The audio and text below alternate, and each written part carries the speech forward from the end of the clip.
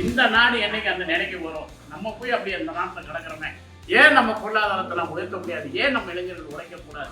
ஏன் வேலை வாய்ப்பை பெருக்கக்கூடாது? ஏன் புதிய சுந்தரிகளை பிரிக்கக்கூடாது? இளைஞர்கள் மத்தியில் இன்னைக்கு விஞ்ஞான புரட்சி எவ்வளவோ தேவை, எத்தனையோ விஷயங்களுக்கு தேவை. அங்கே எல்லாமே மிஷினில் விவசாயம் பண்ணுறாங்க. அந்த மிஷினோட நம்ம அங்கிருந்து இறக்குமதி பண்ணுறோம். இன்னும் எங்களுக்கு பிரியாணி சேர்த்துக்கு ஒரு மிஷின் கிடையாது. இன்னும் நெருப்பில் தான் வெந்துட்டு இருக்கிறோம். அதனால தான் அந்த பிரியாணி உலகிலேயே எவனாலையும் போட முடியல.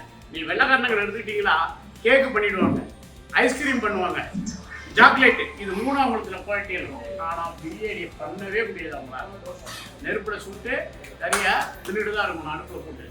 ஆனால் ஒரு தம் கொடுத்து நெருப்பு மேலே போட்டு ஒரு பக்குவமாக வதக்கி அதை செய்ய முறையே கிடையாது. பிரியாணி ஒரு நல்ல உணவு.